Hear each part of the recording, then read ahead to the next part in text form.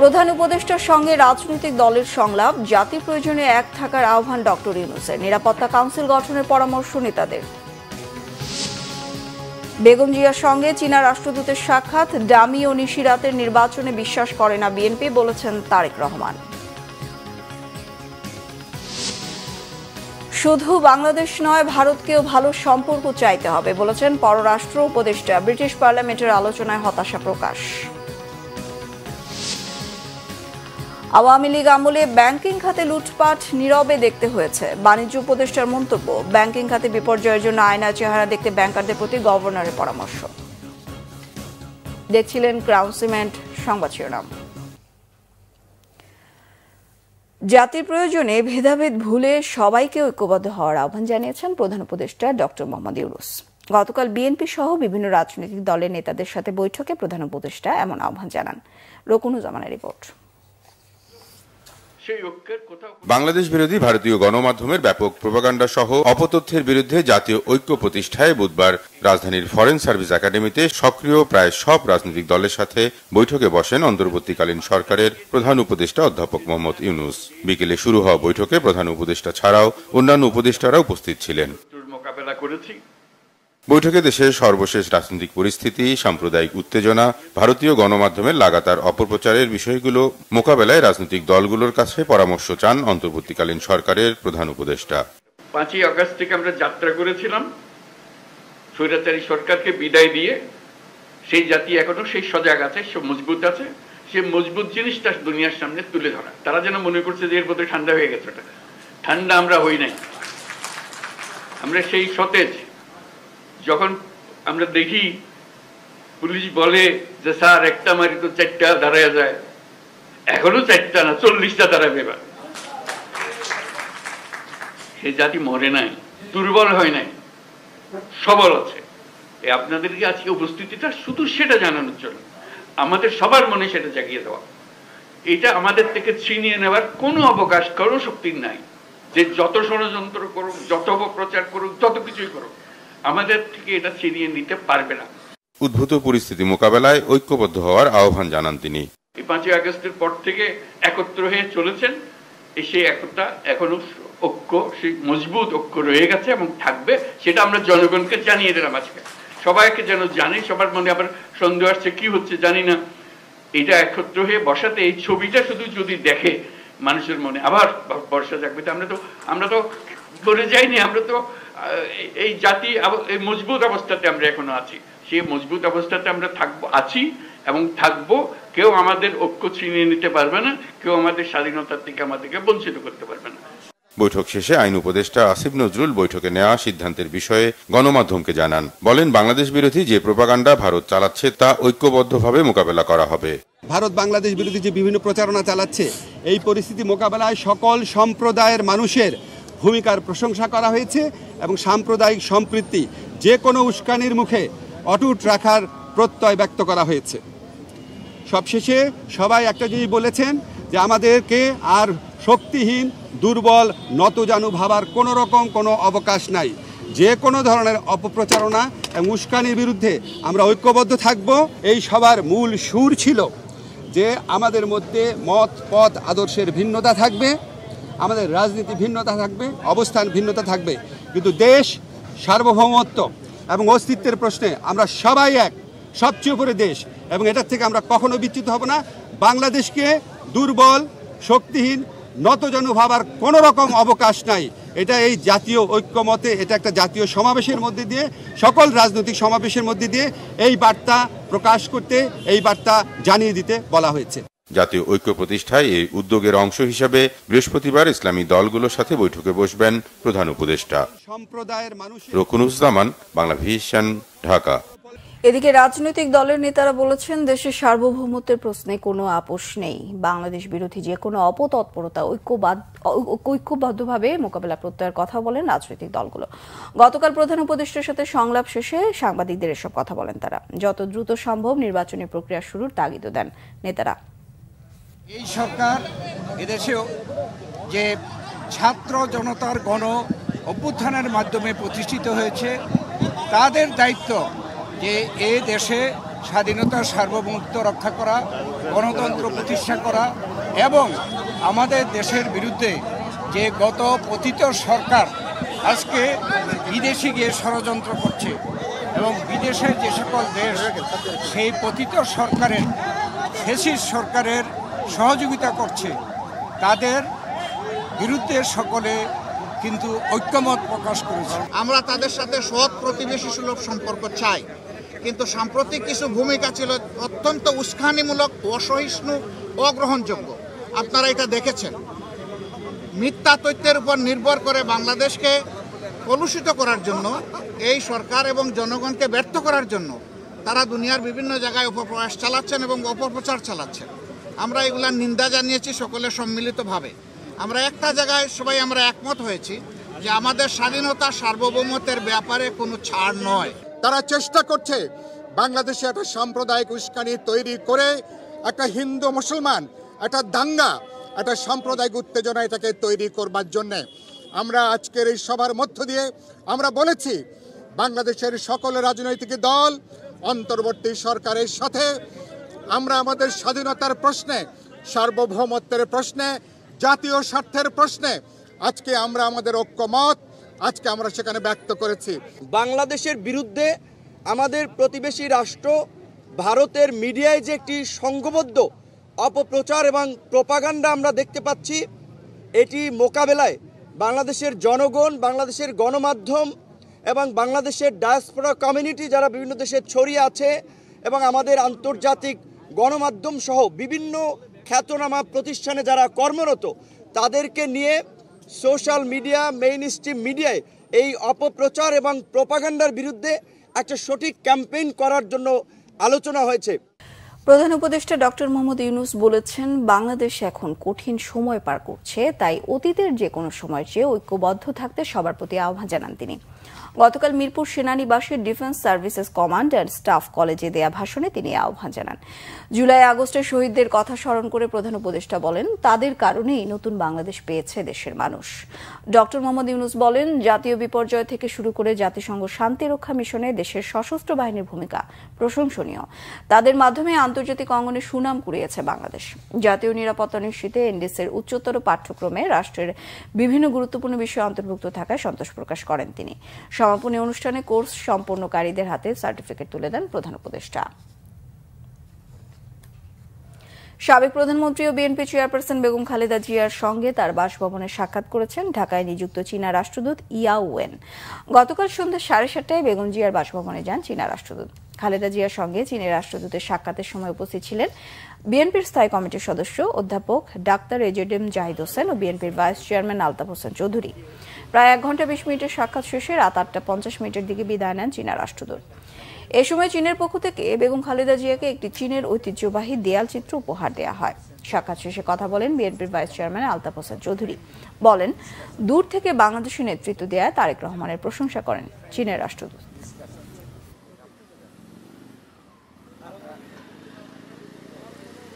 আমাদের লিডার জনাব তারেক রহমানের সম্বন্ধে কথা বলেছেন এবং সে যে বাংলাদেশ থেকে 6000 মাইল দূরে বসেও বাংলাদেশ তথা সারা পৃথিবীর বিএনপির পলিটিক্স, বাংলাদেশের পলিটিক্স কন্ট্রোল করতেছে, সেটা তারা প্রশংসা করেছে এবং ওনার যে শীঘ্র বাংলাদেশে আসার কথা, আসা উচিত, এটাও ওনারা বলেছেন। ডামি ও নিশিরাতের নির্বাচনে বিএনপি বিশ্বাস করে না বলে মন্তব্য করেছেন বিএনপির ভারপ্রাপ্ত চেয়ারম্যান তারেক রহমান। তিনি জানান, আগামী নির্বাচন হবে কঠিন। নেতাকর্মীদের ধৈর্য ধরার আহ্বানও জানান তারেক রহমান। গতকাল 31 দফা নিয়ে চট্টগ্রামে আয়োজিত এক কর্মশালায় তিনি কথা বলেন। কিছু কিছু সহকর্মীর মনে 5 তারিখের পরে একটি অদ্ভুত নতুন একটি অনুভূতি এসছে। কি মনে হচ্ছে যে আমরা বোধহয় সরকার গঠন করে ফেলেছি। প্রিয় সহকর্মীবৃন্দ, আমরা সরকার গঠন করিনি। আমরা এখনো বিরোধী দলই আছে, বিরোধী দলেই আমরা অবস্থান করছি, বা আমরা অন্তত যাই হোক সরকারি দলে আমরা নেই বা সরকারে আমরা নেই। আমাদের যে সকল সহকর্মী এরকম ভুল উপলব্ধি করছেন, তাদের বিভিন্ন আচরণের জন্য বিভিন্নভাবে বিভিন্ন জায়গায় দল ক্ষতিগ্রস্ত হচ্ছে, দলের ইমেজ ক্ষতিগ্রস্ত হচ্ছে। সহকর্মীবৃন্দ, আপনি যখন এলাকায় পরিচিত বিএনপির প্রতিনিধি হিসাবে কেন আপনি এমন কিছু করবেন? আপনার যেই কথা, আপনার যেই বিহেভিয়ার, আপনার যেই কাজের দ্বারা দলের ইমেজ, দল ক্ষতিগ্রস্ত হবে, কেন আপনি এটা করবেন? আমাদের পক্ষে সম্ভব না। আমরা বিশ্বাস করি না দামি নির্বাচনে, আমরা বিশ্বাস করি না নিশিরাতের নির্বাচনে, আমরা বিশ্বাস করি না ব্যালট চুরির নির্বাচনে। আমরা বিশ্বাস করি যেখানে মানুষ লাইনে দাঁড়িয়ে নিরাপদে, নিরাপত্তার সাথে স্বচ্ছভাবে, স্বাধীনভাবে, মুক্তভাবে, ভয়হীনভাবে ভোট দিয়ে যাবে। আমরা সেই নীতিতে বিশ্বাস করি এবং সেটি যদি অর্জন করতে হয় আপনাদেরকে আজকে কিন্তু অনেক কিছুর পরিবর্তন করতে হবে। উঠা বসা, চলাফেরা, কথাবার্তা আপনাদের পরিবর্তন করতে হবে আপনাদের নিজেদের। শেখ হাসিনার পতনের পর বাংলাদেশের সনাতন সম্প্রদায় নিয়ে ভারতের প্রোপাগান্ডা যতটা না হিন্দুদের জন্য তার চেয়ে বেশি আওয়ামী লীগের জন্য, মনে করেন বাংলাদেশের হিন্দু সম্প্রদায়। সাভার প্রতিনিধি নজমুল হুদা শাহীনকে সাথে নিয়ে কেজের সোহেলের ক্যামেরায় আরো জানাচ্ছেন মহিবুল্লাহ মুহিব। বাংলাদেশের হিন্দু সম্প্রদায় নিয়ে ভারতীয় মিডিয়ার লাগাতার মিথ্যাচার, প্রোপাগান্ডা আর গুজব যেন কিছুতেই থামছে না। সাম্প্রতিক সময়ে আগরতলায় বাংলাদেশ মিশনে ভারতীয় উগ্র হিন্দুত্ববাদীদের হামলার পর বিষয়টি নিয়ে দুদেশের পারস্পরিক সম্পর্কে টানাপোড়েন সৃষ্টি হয়েছে। প্রকৃতপক্ষে বাংলাদেশের প্রতিটি অঞ্চলে বসবাসরত সংখ্যালঘু সম্প্রদায় আগের যে কোনো সময়ের তুলনায় নিরাপদ এবং সুরক্ষিত। হিন্দু মুসলমান আমাদের দেশে ভাই ভাই, আমরা যে ব্ল্যাক লোকে চলাফেরা করি অনেকটাই মনে করেন কি বুঝবেই না। হিন্দুরা কি শান্তিতে আছে কিনা বা মুসলমানরা কোনো অত্যাচার করতেছে কিনা, সম্পদ গরু বাছুর লুণ্ঠন হচ্ছে কিনা আপনাদের? না, আমাদের এখানে হয় নাই। আমার দিক দিয়ে কোনো সমস্যা হয় নাই। আমাদের এলাকায় অনেক ভালো, আমার কোনো হামলা টামলা নাই, কোনো নাই। আমার আশেপাশে সবাই ভালো আছে, আমরা ভালো আছি, এটাই জানি। আমরা আশেপাশে এলাকায় পার্শ্ববর্তী যতটুকু এলাকা আছে আমি দেখছি সবাই ভালো আছে। রাজধানী ঢাকার পার্শ্ববর্তী উপজেলা সাভারের নামাবাজার এবং ধামরাই উপজেলার বড়দাই গ্রামকে আলাদা করেছে বংশাই নদী। নদীর দুই পাড়েই এখানে লক্ষাধিক হিন্দু সম্প্রদায়ের বসবাস। শেখ হাসিনার পতনের পর কেমন আছেন সনাতন ধর্মাবলম্বীরা? সরেজমিনে কথা বলে জানা যায় অতীতের যে কোনো সময়ের চেয়ে নিরাপদ আছেন এই এলাকার হিন্দু সম্প্রদায়ের মানুষ। হিন্দু মুসলিম সব ভালোই আছি আমরা। আপনাদের মন্দিরে পূজা করতে অসুবিধা হয় না? এই যে পূজা করলাম, কোনো অসুবিধা হয় নাই। বাড়িতে আমরা এখনো পূজা করি, এখনো কোনো সমস্যা হচ্ছে না। আজ পর্যন্ত এই এলাকায় কোনো সমস্যাই হচ্ছে না। আমার মনে হয় কোথাও সমস্যা হচ্ছে না। অন্য জায়গার কথা তো আমরা বলতে পারছি না, বাট আমাদের এই এলাকার মধ্যে এরকম কোনো কিছুই হয়নি। না জেনে এরকম নিউজ করা ঠিক না। ওরাও হয়তো ভুল তথ্য পাচ্ছে, এই জন্য সেই তথ্যের ভিত্তিতে তারা নিউজ করতেছে। তাদের মতে ভারত যতটা না হিন্দু সম্প্রদায়ের জন্য কাঁদছে তার চেয়ে বেশি কাঁদছে পতিত আওয়ামী লীগের জন্য। সাভার ধামরাইয়ের সনাতন ধর্মাবলম্বী অধ্যুষিত এলাকায় কোথাও কোনো সহিংসতার খবর নেই খোদ হিন্দু সম্প্রদায়ের কাছেও। আমরা আওয়ামী লীগের আমলে দেখছি নাসিরনগরের ঘটনা, কুমিল্লায় কোরআন শরীফ রেখে সেই হিন্দু বাড়ি ঘরে ধর্ষণ হয়েছে। কোরআন শরীফের আসামি মূল পাওয়া গেল ছাত্রলীগে কয়েক পাগল নেশা করে। তখন তো আমরা দেখিনি পার্শ্ববর্তী দেশ ভারতের যে একটা সুন্দরভাবে একটা প্রতিবাদ জানানো আমি দেখিনি। এখন কেন এইভাবে তারা বলতেছে? আমরা সারা বাংলাদেশের মানুষ সবাই ভালো আছি। বাংলাদেশে হিন্দু মুসলমান দাঙ্গা বাজানোর চেষ্টা করতেছে। আশা করি এই দেশে আমরা বাংলাদেশে জন্মেছি, এই দেশে আমরা মরবো, কোনো বিশৃঙ্খলা হবে না, যে যত ষড়যন্ত্রই করুক। তাহলে কেন এই মিথ্যাচার ভারতীয় মিডিয়ার, যে দেশের প্রত্যক্ষ পৃষ্ঠপোষকতায় গণতন্ত্রের মানুষ কন্যা থেকে স্বৈরাচার হয়ে উঠেছিলেন শেখ হাসিনা, তার পতনের প্রতিশোধ নিতেই কি বাংলাদেশে সাম্প্রদায়িক দাঙ্গা সৃষ্টি করতে চায় ভারত? এমন প্রশ্ন সনাতন ধর্মাবলম্বীদের মুখে। আমরা এসেছি ঢাকার পার্শ্ববর্তী উপজেলা ধামরাইয়ের বড়াকই গ্রামে। এই গ্রামটিতে প্রায় অর্ধেক মানুষ সনাতন ধর্মাবলম্বী। আমরা এসেছিলাম তাদের ধর্মীয় আচার অনুষ্ঠানে কোনো ধরনের বাধা বা বিপত্তি সৃষ্টি করছে কিনা অন্য কোনো ধর্মের মানুষ। আমরা ঘুরে পুরো এলাকা যেটি জেনেছি যে এলাকার হিন্দু সম্প্রদায়ের মানুষ কোনো ধরনের বাধা বিপত্তির মধ্যে নেই। কোনো লুটপাট, কোনো সহিংসতার ঘটনা 5 আগস্টের পরে এই এলাকায় ঘটেনি। তার মানে পার্শ্ববর্তী দেশের যে হিন্দু সম্প্রদায় নিয়ে, বাংলাদেশের সংখ্যালঘু সম্প্রদায় নিয়ে উদ্বেগ উৎকণ্ঠা মোটামুটি পুরোপুরি যে গুজব, সেটি কিন্তু বলছেন এই এলাকার হিন্দু সম্প্রদায়ের মানুষ। মহিবুল্লাহ মুহিব, বাংলা ভিশন, ঢাকা। পররাষ্ট্র উপদেষ্টা তৌহিদ হোসেন বলেছেন, শুধু বাংলাদেশ নয় ভারতকেও ভালো সম্পর্ক চাইতে হবে। বলেন, সংখ্যালঘু ইস্যুতে ব্রিটিশ পার্লামেন্ট সদস্যদের আলোচনায় হতাশা প্রকাশ করেন পররাষ্ট্র উপদেষ্টা। রিপোর্ট করছেন এমরুল কায়েস। চিন্ময় দাসের আটককে কেন্দ্র করে বাংলাদেশে সংখ্যালঘুদের উপর নির্যাতন হচ্ছে এমন অসত্য অভিযোগ তুলে ভারতের আগরতলায় বাংলাদেশের সহকারী হাইকমিশনে হামলা করে উগ্রবাদীরা। এ নিয়ে বাংলাদেশ ভারত সম্পর্কে তিক্ততা বেড়েছে। তবে বাংলাদেশ সবসময় ভারতের সাথে সুসম্পর্ক চায় বলে জানিয়েছেন পররাষ্ট্র উপদেষ্টা তৌহিদ হোসেন। বুধবার বিকেলে সাংবাদিকদের একথা বলেন তিনি। এটা খুব স্পষ্ট যে আমরা চাই ভালো সম্পর্ক, তবে সেটা রেসিপ্রোকাল ভিত্তিতে হতে হবে, দুই পক্ষ থেকেই সেটা চাইতে হবে এবং সে লক্ষ্যে কাজ করতে হবে। বাংলাদেশের বিষয়ে ব্রিটিশ পার্লামেন্টের সদস্যরা যে অসত্য বিবৃতি দিয়েছেন তা দুঃখজনক বলে মন্তব্য করেছেন পররাষ্ট্র উপদেষ্টা। সঠিক তথ্য দেওয়ার জন্য ব্রিটিশ হাই কমিশনারকে অনুরোধ করেছেন তিনি। ব্রিটিশ পার্লামেন্টে কয়েকজন পার্লামেন্ট মেম্বার বক্তব্য দিয়েছেন বাংলাদেশের সংখ্যালঘু পরিস্থিতির উপরে, এবং সেখানে কিছু মিসইনফরমেশন আছে, এটা আমি হাই কমিশনারকে জানিয়েছি। আমি বলেছি যে তারা অনেকটাই যে চারদিকে যে তথ্যের একটা ওই প্রবাহ চলছে, তারা সেটা থেকেই মনে হয় যেন তারা নিয়েছেন তথ্য। আর দু একটা সংগঠন যারা কথাবার্তা বলেছে সেগুলিও মোটামুটি ব্রিটেন বেসড। এখানে যারা আছে তাদের প্রকৃত গ্রাউন্ডের তথ্য তাদের সেটাতে রিফ্লেক্টেড হয়নি। পার্লামেন্টের মেম্বাররা তো যা ইচ্ছা তাই বলবেন, এটাতে তো কারো কিছু করার নেই, আমাদেরও কিছু করার নেই, কিন্তু আমাদের যে অবস্থানটা সেটা যেন তারা তাদের চ্যানেলে জানান। উনিও সাজেস্ট করেছেন যে আপনারাও আপনাদের এমবাসিগুলির মাধ্যমে সেগুলি করেন, আমরাও জানাবো। আগামী 9 বা 10 তারিখে ভারতের পররাষ্ট্র সচিব ঢাকায় এসে সচিব পর্যায়ের বৈঠকে যোগ দেবেন বলে জানান তৌহিদ হোসেন। ইমরুল কায়েস, বাংলাভিশন, ঢাকা। বাণিজ্য উপদেষ্টা শেখ বশিরউদ্দিন বলেছেন, আওয়ামী সরকারের আমলে ব্যাংকিং খাতে লুটপাট সবাইকে নীরবে দেখতে হয়েছে। গতকাল জাতীয় বস্ত্র দিবসের আলোচনায় বাণিজ্য উপদেষ্টা আরো বলেন, কিছু পোশাক কারখানায় শ্রমিকদের বেতন নিয়ে সমস্যা আছে, কিন্তু এ নিয়ে পুরো পোশাক খাতে অস্থিরতা সৃষ্টির চেষ্টা চলছে। পোশাক রফতানিতে $12 বিলিয়ন বেশি দেখানো হতো জানিয়ে বাণিজ্য উপদেষ্টা বলেন, রফতানিতে প্রতিযোগিতার সক্ষমতা বাড়াতে হবে। স্বল্পোন্নত দেশের তালিকা থেকে 2026 সালে বের হবার পর শুল্ক সুবিধা দেওয়ার সুযোগ নেই, তাই সহায়তার জন্য সরকারের দিকে না তাকিয়ে থাকার পরামর্শ দেন বাণিজ্য উপদেষ্টা শেখ বশিরউদ্দিন। এদিকে ব্যাংকিং খাতের দুর্গতির জন্য কাউকে এককভাবে দোষ না দিয়ে সাবেক ও বর্তমান চেয়ারম্যান এমডিদের আয়নায় নিজেদের মুখ দেখার পরামর্শ দিয়েছেন বাংলাদেশ ব্যাংকের governor doctor Ahsan H Mansur. গতকাল ব্যাংকিং খাতে ঘুরে দাঁড়াতে প্রয়োজনীয় সংস্কার বিষয়ে এক সংলাপে পরামর্শ দেন গভর্নর। এতে অগ্রণী ব্যাংকের চেয়ারম্যান সৈয়দ আবু নাসর বখতিয়ার বলেন, ডামি চেয়ারম্যান ও এমডি নিয়োগ দিয়ে গ্রাহকের টাকা নয়ছয় করা হয়েছে।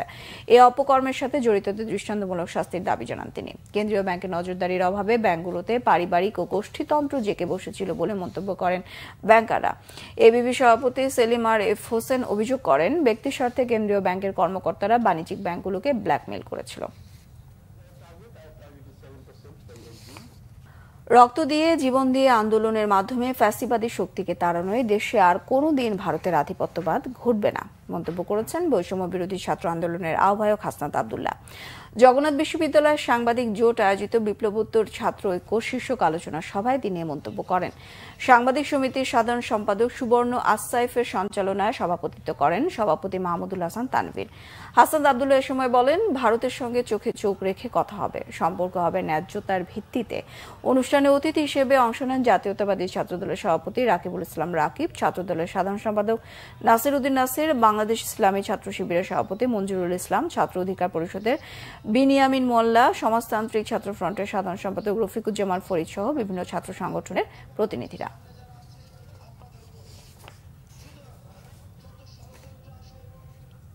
বাংলাদেশের অখণ্ডতা, সার্বভৌমত্ব, বিদেশি আগ্রাসন এসবের প্রশ্নে আমরা ইস্পাত সম আমাদের ঐক্য বজায় থাকবে।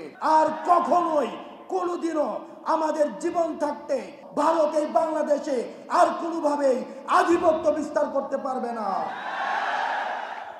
ভারতের সাথে চোখে চোখ রেখে আমাদের কথা হবে, সম্পর্ক হবে ন্যায্যতার ভিত্তিতে।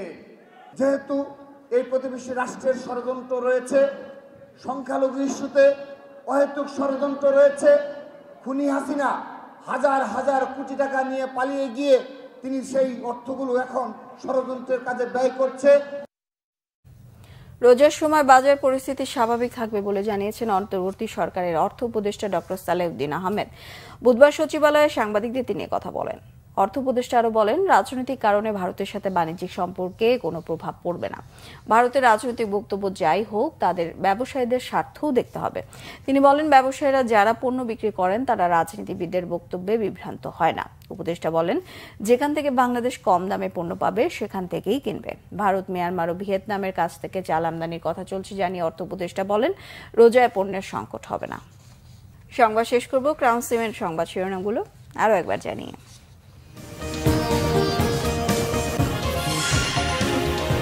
প্রধান উপদেষ্টার সঙ্গে রাজনৈতিক দলের সংলাপ, জাতির প্রয়োজনে এক থাকার আহ্বান ডক্টর ইউনূসের, নিরাপত্তা কাউন্সিল গঠনের পরামর্শ নেতাদের। বেগম জিয়ার সঙ্গে চীনা রাষ্ট্রদূতের সাক্ষাৎ, ডামি ও নিশিরাতে নির্বাচনে বিশ্বাস করে না বিএনপি, বলেছেন তারেক রহমান। শুধু বাংলাদেশ নয়, ভারতকেও ভালো সম্পর্ক চাইতে হবে, বলেছেন পররাষ্ট্র উপদেষ্টা। ব্রিটিশ পার্লামেন্টের আলোচনায় হতাশা প্রকাশ। আওয়ামী আমলে ব্যাংকিং খাতে লুটপাট নীরবে দেখতে হয়েছে, বাণিজ্য উপদেষ্টার মন্তব্য। ব্যাংক খাতে বিপর্যয়ের জন্য আয়নায় চেহারা দেখতে ব্যাংকারদের প্রতি গভর্নরের পরামর্শ। এই ছিল এখনকার মতো। পরের সংবাদ সকাল 10টায়, 9টায় থাকছে নিউজ টপ 10। দেখার আমন্ত্রণ রইল। এছাড়া বাংলাদেশের সংবাদ ও সংবাদ সংশ্লিষ্ট অনুষ্ঠান দেখতে ভিজিট করুন www.bbnews24.com ও facebook.com/bangladesh-news। সাবস্ক্রাইব করুন youtube.com/bangladesh-news। সঙ্গে থাকায় ধন্যবাদ সবাইকে।